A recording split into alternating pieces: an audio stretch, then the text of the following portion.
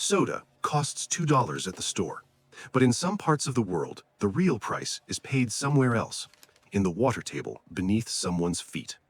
This is Chiapas, Mexico, the state with more fresh water per capita than anywhere else in the entire country. Yet clean water here is so scarce that soda has become the default source of hydration for millions of people. The numbers are staggering, and not in a way Coca-Cola's marketing department would want you to see. The average person in Chiapas consumes over 800 liters of soda every single year. That is 32 times the global average. Diabetes is now the second leading cause of death in the state. Mortality from the disease climbed 30% in just 3 years. This is not a story about bad personal choices. This is the story of how a system made water disappear and then sold it back. Now, Coca-Cola prefers to call itself a steward of water, not an extractor. That word choice alone is doing a tremendous amount of work. The mathematical reality is considerably less flattering. It takes up to 4 liters of clean, fresh water to produce a single 1-liter bottle of Coke. Multiply that by the 300 billion liters the company uses every single year, and you start to grasp the true scale of extraction happening globally. Their independent bottler network is perfectly designed to absorb that criticism. When a village loses its groundwater, the parent company in Atlanta points to the local bottler. The local bottler points to local regulation. The local regulator points somewhere else. The wells stay dry. The stock price keeps climbing. In Plachimada, India, a single plant drained an entire community's groundwater in the early 2000s.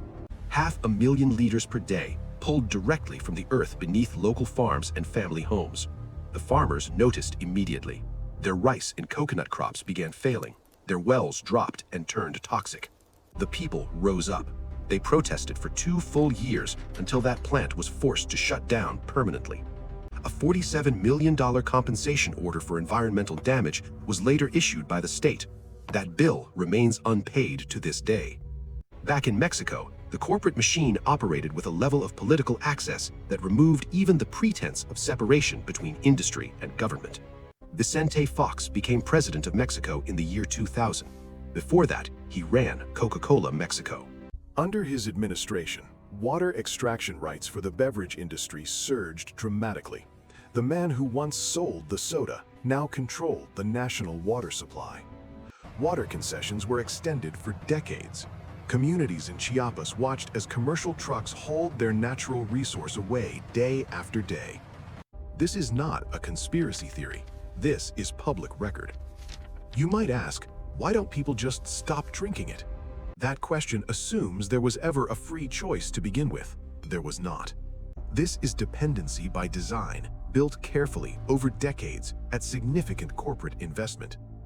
In the 1960s, Coca-Cola ran targeted advertising campaigns in indigenous languages across Chiapas. They used social models in traditional clothing. They made the product look like it belonged there. They gave refrigerators to small local shops completely free, with exactly one condition: stock only our products, no alternatives allowed. Ads and exclusive distribution deals turned soda into the default habit before most people alive today were even born. Then something even more calculated happened. The social people began incorporating Coca-Cola into their religious ceremonies. They believe the carbonation physically expels evil spirits. A 2018 New York Times report documented a resident who gave Coke to her sick infant, convinced it would cure the child. Her diabetic mother had been performing soda ceremonies for over 40 years. When a commercial product enters your rituals, the price tag becomes completely irrelevant. The product is no longer a drink, it is identity. And clean water was scarce. Soda was cheap, available, and everywhere you looked. For millions of people, there was simply no other viable option. That is not a free market. That is a trap. Here is where the story turns particularly cynical. In their official sustainability reports, Coca-Cola proudly claims to replenish 100% of the water they use globally. Sounds heroic. Green reports, beautiful language, prestigious environmental awards. But those reports do not erase the draining of local water sources. Here is how the offset game actually works. The company drains an aquifer in a Mexican indigenous village. Then they fund a water conservation project in a distant region, a forest watershed project hundreds or thousands of miles away. On the corporate balance sheet, they are water neutral. The investors applaud. The sustainability officer collects her bonus. But an offset somewhere else does not put water back in anyone's tap.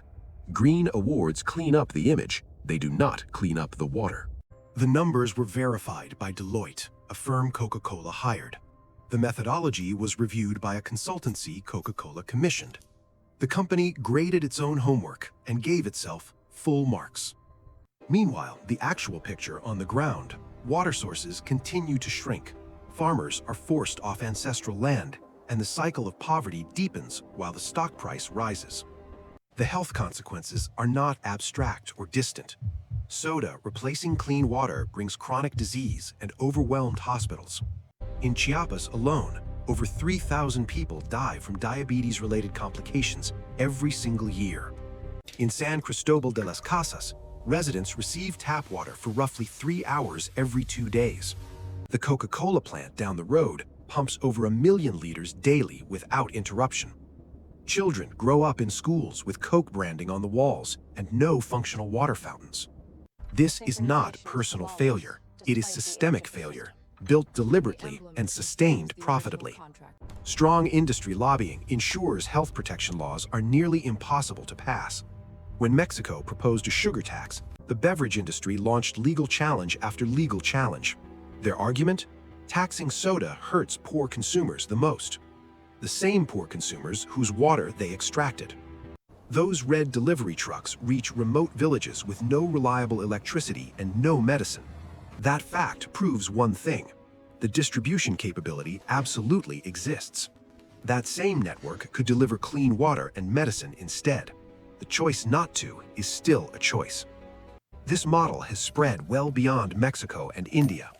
Water is increasingly being treated as a speculative financial asset, not a human right. Wall Street now trades water futures. Investors are literally betting on scarcity. As climate change accelerates droughts across the globe, private water concessions become exponentially more valuable. The corporations know this. They are locking down access to whatever clean aquifers remain before the public fully understands what is happening. But cracks are forming in the machine.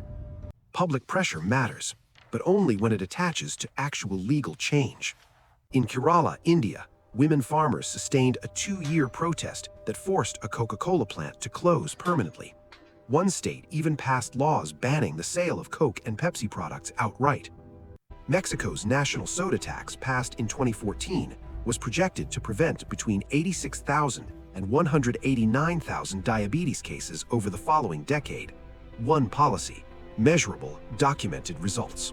University students at Michigan organized campus boycotts of Coca-Cola specifically over India, which pressured the company into commissioning an independent water assessment, a first in the company's history.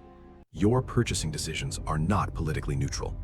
Organizations like Cantaro Azul have already brought safe water to over 600,000 people across 150 towns in Chiapas, entirely without a multinational budget. They proved communities can manage their own water without relying on corporations to do it for them. Clean water must be a legally protected right, not a commodity to be traded, offset, or held by whoever has the deepest pockets and the best connected former executives. That is not radical. That used to be the default assumption. This battle decides who gets to drink clean water and who does not. That should never be a market question. The next time you hear that familiar fizz, ask yourself one question: who paid for the water that is no longer there? Every transaction is just the beginning. The real checkout is happening somewhere you will never see. This has been Hidden Costs. Subscribe if this made you uncomfortable. That is exactly the point.